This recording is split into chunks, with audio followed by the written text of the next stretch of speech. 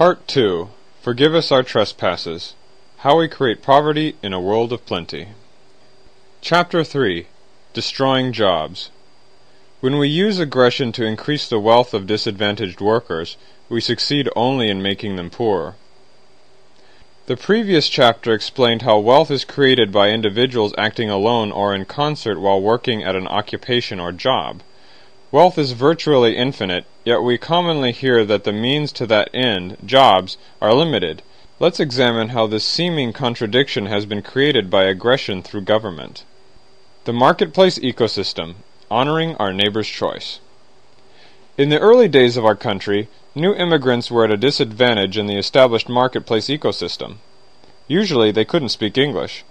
Their customs were different and disquieting. Frequently, they were unskilled and could produce little wealth. Employers had little incentive to hire them. The immigrants decided to change that. The immigrants created a niche for themselves in the marketplace ecosystem by offering employers who would take a chance on them a greater than usual share of the jointly created wealth. By helping their employer, they also helped themselves. Instead of paying for expensive schooling to learn new skills, they got on-the-job training by accepting, for a time, lower wages than the experienced American-born workers. Once they learned the language, trade, and customs, they could create much more wealth than before. The immigrants were either given a greater share of the jointly created wealth by their employers, or they took their experience and moved on. Sometimes they opened their own shop. Sometimes they went to an employer with greater appreciation for their newfound experience. Some eventually became quite wealthy. In offering to serve their first employers well, they ultimately served themselves. Young Americans sometimes use the same technique to get that important first job. For example, as an undergraduate, I worked in the laboratories of various scientists after class.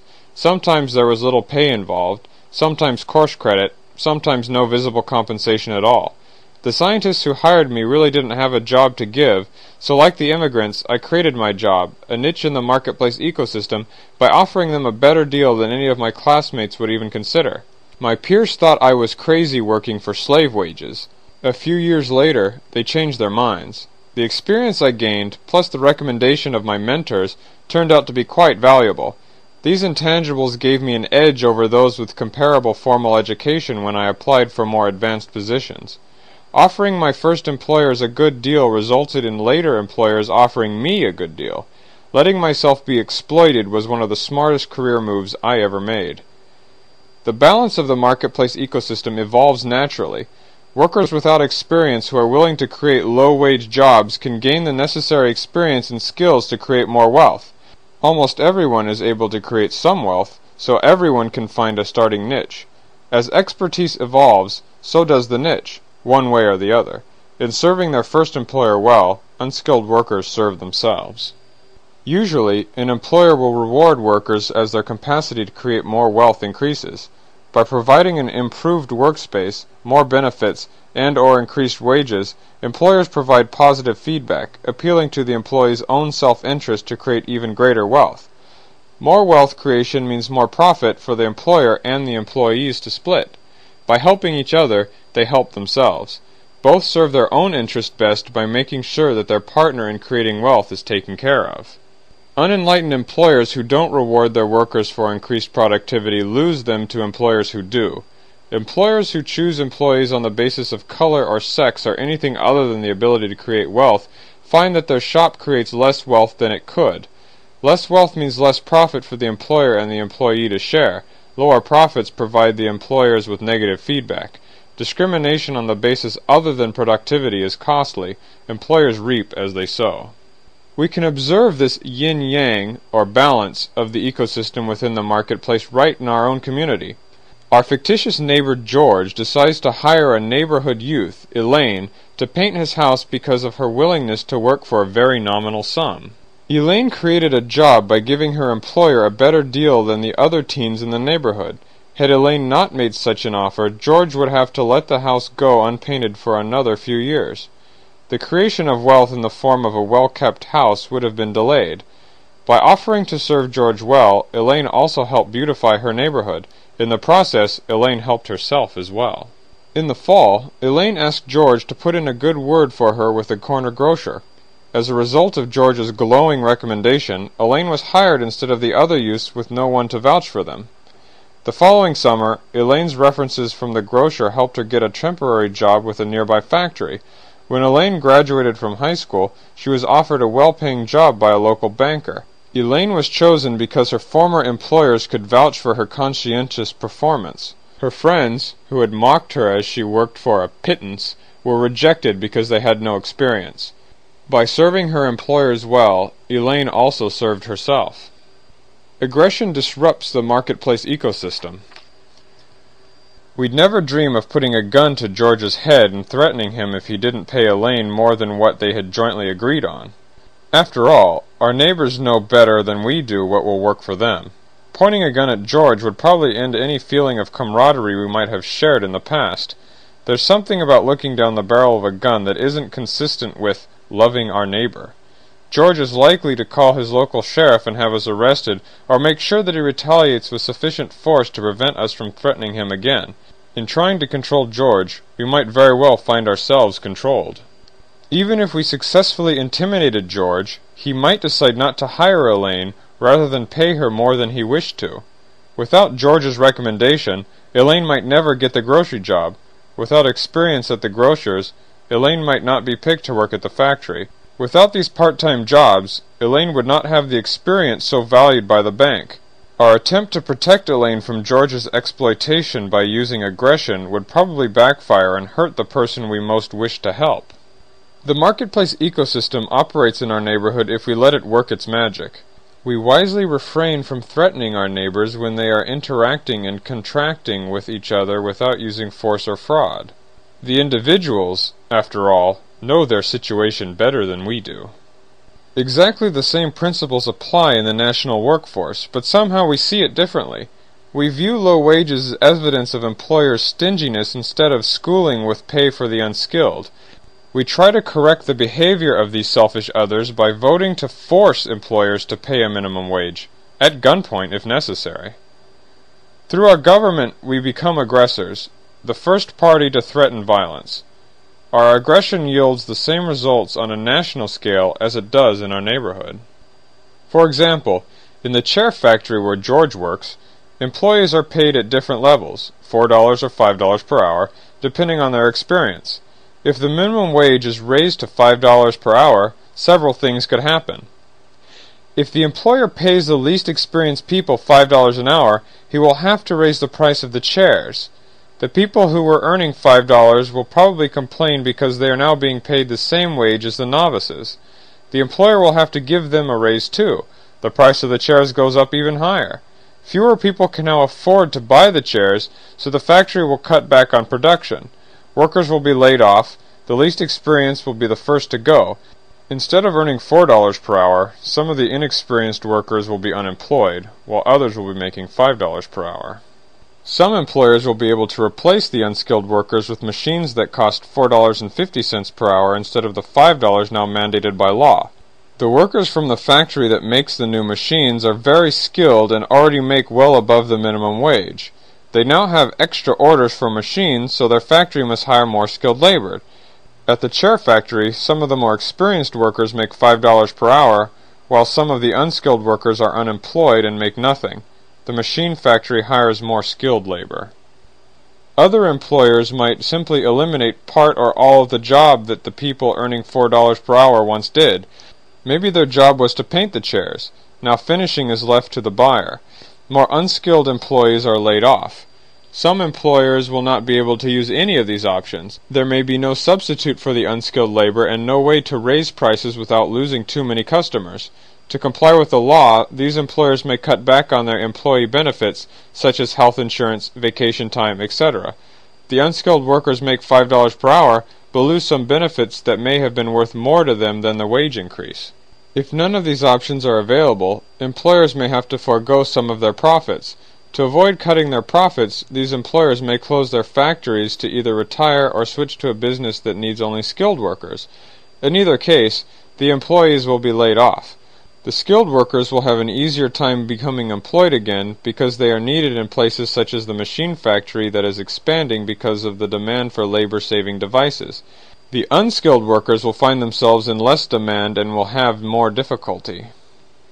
Each employer will react differently to the minimum wage increase, but the result is always the same. Fewer inexperienced employees will have a job. Instead of making $4 per hour, some will make $5 per hour and others will make nothing. The best of the low-paid workers get a raise, but the most disadvantaged are forbidden to create what wealth they can. If we support minimum wage laws, we destroy jobs, especially those that would have gone to the unskilled or disadvantaged. By using aggression, we limit the wealth by destroying the jobs that create it.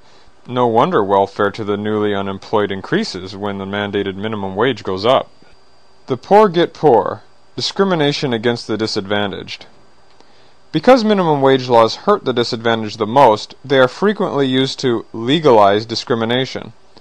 In South Africa, white unions lobby for minimum wages, called rate for the job, in order to reserve particular jobs for whites. If the unskilled blacks are forbidden by law to negotiate a training wage, they can never gain entry into these professions and are effectively barred by law from creating wealth in those occupations. The same thing happens in the United States. Minimum wage laws hurt the very people they are supposed to help. Many disadvantaged workers are black. The most unskilled blacks are, of course, the young. As the percentage of jobs covered by the minimum wage laws has increased, black teenage unemployment has increased much more than white unemployment. What is particularly distressing is that black teenage employment was almost identical to white unemployment before the 1950s. By trying to help the disadvantaged with aggression, we've hurt them more than the selfish employers ever did. The experienced are not the only victims. The elderly and handicapped are adversely affected as well. This was vividly brought home to me in the mid-1980s while renovating low-income housing in the city of Kalamazoo. A young, unskilled man who was partially disabled had been watching our progress and asked if he could do some cleaning and yard work for $2 per hour. He was willing to accept such low wages because he could walk to the work site. He also hoped I might be able to give him a recommendation so others would give him a chance. I explained to him that the minimum wage laws prevented me from hiring him for anything less than $3.35. We both knew that I could hire an able-bodied person at that rate who would do more work per hour. We both would have been satisfied to settle on $2 per hour, but we were forbidden by law from doing so. Had we gone ahead, government enforcement agents could have fined me, i.e. taken my created wealth, at gunpoint, if necessary. Why shouldn't this young man have been able to make his own choices? He viewed working at $2 per hour the same way I had viewed working in the laboratory, a stepping stone to something better. Surely he could decide what a particular job was worth to him. By supporting minimum wage laws, we condemn many of the disadvantaged to a life on the dole. Being dependent on others is surely more degrading than starting at the bottom and working one's way up. When we use aggression to control the marketplace ecosystem with minimum wage laws or other mandated benefits, we set in motion a destructive chain reaction. Instead of providing the disadvantaged with a better financial base, we prevent them from obtaining what they need most, on-the-job training in the art of creating wealth. Because they cannot work, they cannot get ahead. They cannot entice a reluctant or prejudiced employer into giving them an opportunity to show their worth when they cannot offer such employers a better deal. The rich get richer with our help. If minimum wage laws so obviously hurt those that they were intended to help, why do our legislatures keep passing them? Do minimum wage laws benefit someone else with power and influence? Of course they do. With minimum wage laws, the skilled and the educated no longer have to compete with the ambitious, disadvantaged workers who are rising through the ranks. Only those who can afford to pay for training can get hired when the disadvantaged are forbidden from creating training jobs for themselves. When fewer skilled people are available, the experienced workers can command higher wages. Unions frequently lobby for minimum wage laws because such laws favor their skilled membership at the expense of unskilled workers, the handicapped, and minorities. Does this mean that unions are full of selfish others who need to be put in their place? Not at all. Those who propose minimum wage laws know we have supported aggression in the past when we thought it was for the common good. Perhaps the last time we used aggression, union members were the victims. Unions and other special interest groups that desire minimum wage laws do not use aggression themselves. Like the proverbial serpent in the Garden of Eden, They tempt us to practice aggression against our neighbors for their benefit.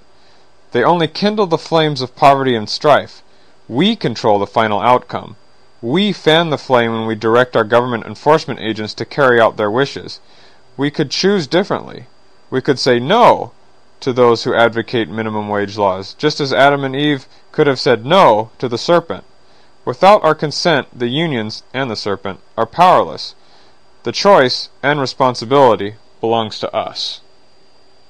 A lose-lose situation. Usually we agree to the aggression of the minimum wage laws because we believe in a win-lose world where wealth and jobs are limited, where gain can only be had at another's expense.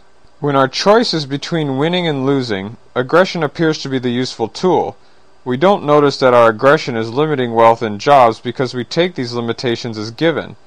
Our beliefs become self-fulfilling prophecies. For this reason, the gains that the skilled worker makes when minimum wage laws disenfranchise the disadvantaged are largely an illusion. People who lobby for minimum wage laws, who enforce them, or who are unemployed because of them produce no wealth.